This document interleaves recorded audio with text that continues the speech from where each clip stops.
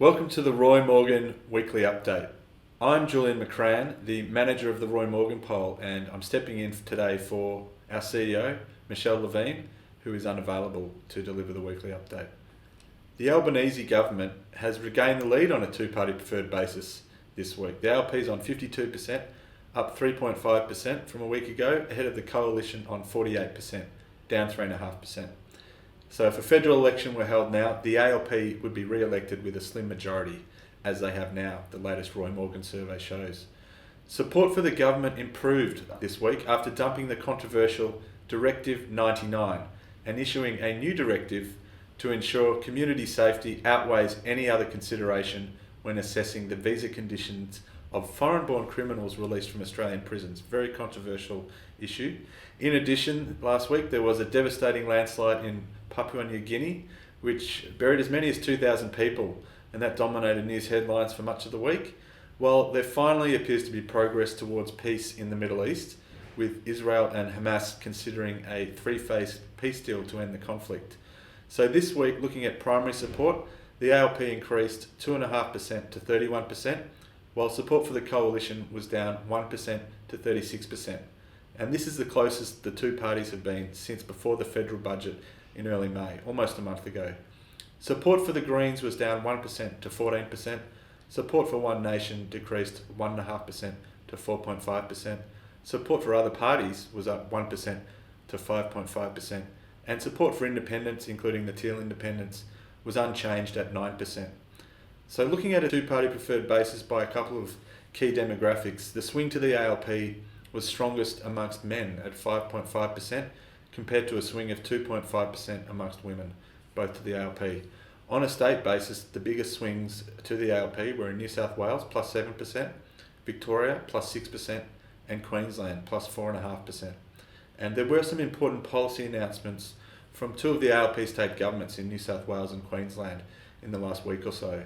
The Queensland government reduced all public transport fares to only 50 cents for the next 6 months, and that can be a saving of thousands of dollars for many commuters in Brisbane. The New South Wales government announced Australia's largest coal-fired power station, which is Eraring, would have its operating life extended for 2 years until 2027, and that will secure lower energy prices, electricity prices, for the next 2 years for residents of New South Wales. A very important decision.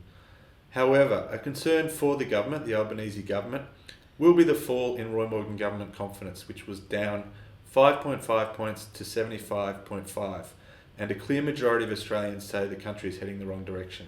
55% say the wrong direction. Only 30.5% say the country is heading in the right direction. As a result, Roy Morgan government confidence remains well below the neutral level of 100.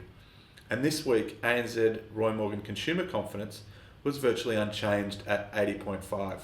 And looking at longer term at consumer confidence, it's now spent a record 70 weeks below the level of 85 and spent exactly 26 weeks, which is half a year, in a narrow band between 80 to 85. Looking towards inflation expectations, there was virtually no movement this week, up only 0.1% to 5%.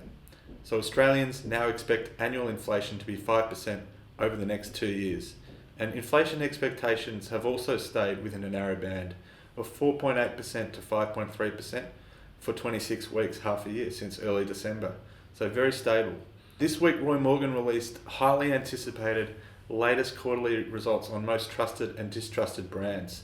And for a second straight quarter, Bunnings is Australia's most trusted brand.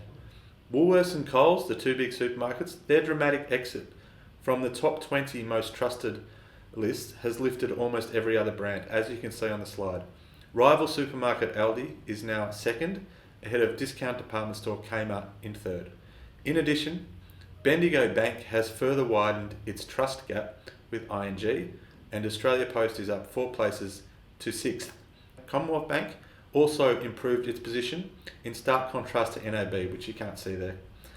After its catastrophic data breach in late 2022, Optus can't shake off its unenviable role as Australia's most distrusted brand. Facebook, which is at number 2, is the beneficiary of Optus's inability to make any of its recovery tactics stick.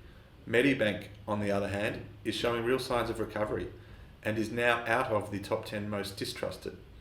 So for an in-depth webinar that explores the latest trust and distrust rankings, visit the Roy Morgan website. I encourage you to do that. And that's a wrap. Thank you for your interest this week in Roy Morgan's latest results.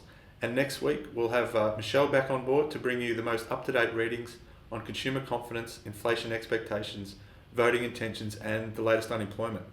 So subscribe free to our Roy Morgan YouTube channel for all the latest political, economic, and market research data and insights. Thank you.